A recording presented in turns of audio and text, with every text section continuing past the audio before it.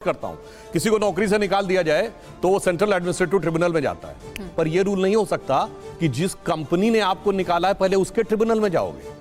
यहां तो क्लेमेंट के ट्रिब्यूनल में जाइए।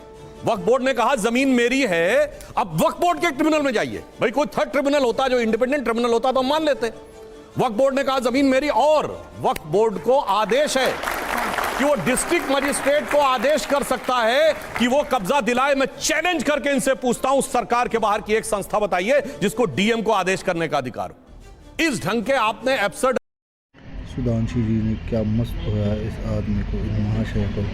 पूरा वीडियो देखिए और एंजॉय कीजिए। सुधांशु की बात बहुत हो गई ना, जैसे हम लोगों के बचपन में जावेद मियादाद कभी पाकिस्तान में एलबीडब्ल्यू नहीं होते थे।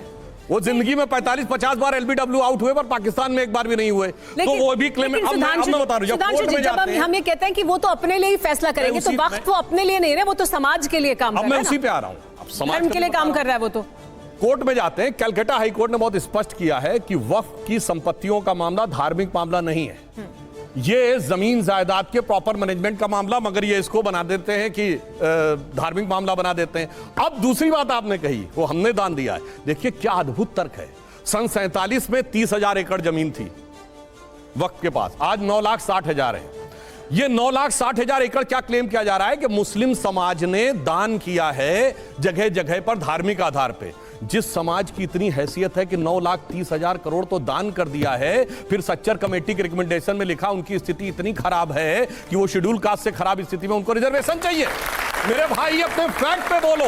मैं चैलेंज करके कहना चाहता हूं कि एक तरफ तुम कह रहे हो मेरी स्थिति इतनी खराब है, दूसरी तरफ मेरी स्थिति इतनी अच्छी है कि मैंने 9,30,000 एकड़ दान कर दिया है। और एक और आपको मजेदार बात बताएं, तो दान नहीं किया तो कहां से आई है वो जमीन? मैं यही बता रहा हूं। क्या होता है, जैसे सरकारी संपत्ति पे क्लेम किया, इनकी सरकार ने जाते आते दिल्ली की 120 जो वो थी संपत्तियां उनको कर दिया। तो अब नए एक्ट में संशोधन जानते क्या है, वही व्यक्ति वक्फ दे सकता जो खुद मुस्लिम हो, और अगर वो कन्वर्टेड है तो 5 साल से कम मुस्लिम होना चाहिए। नंबर 2, उस पे ऊपर टाइटल होना चाहिए। गवर्नमेंट नहीं दे सकती क्योंकि government by law of Islam Muslim नहीं है। तो ये नहीं कि हमने कहा जी, अब जैसे आपको पता है इस पर जवाब ले लेते हैं, इस पर जवाब ले लेते हैं, हाई कोर्ट के इलाहाबाद जवाब ले लेते हैं। फिर सुधांशु जी वापस इस पॉइंट पर आएंगे कि सिर्फ मुसलमान ही कर सकता है। लेकिन आलोक जी, सरकारें करती रही हैं, सरकारें वक्फ में जमीन दे देती हैं, उनके पास क्लेम आता है, वक्फ बोर्ड के लोग आते हैं, कहते हैं कि वक्फ की जमीन है, सरकार ने दे दी।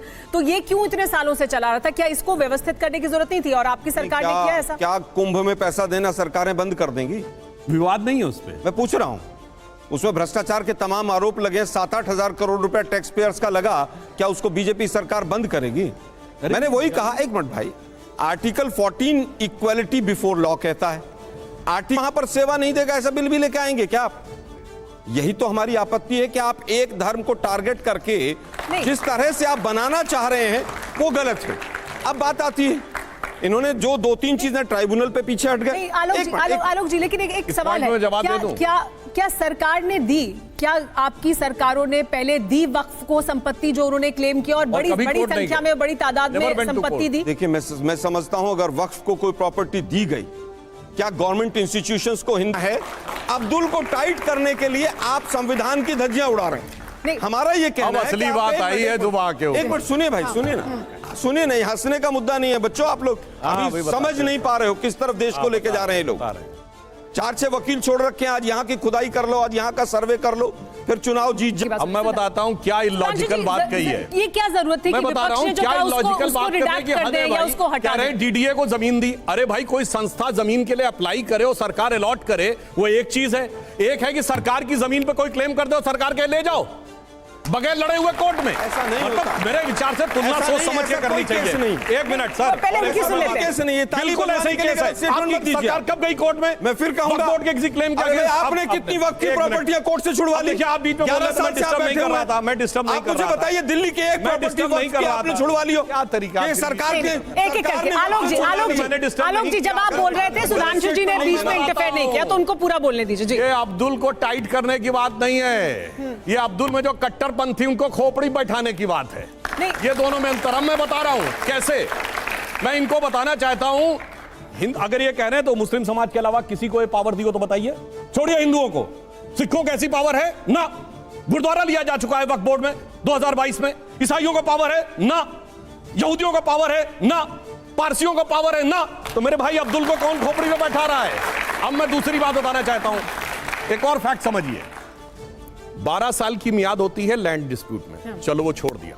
हिंदुओं के लिए तो कह दिया 15 अगस्त 47 से पहले आपका मंदिर का क्लेम है तो नहीं जा सकते। मगर ये किस आधार पे वक्फ के क्लेम हो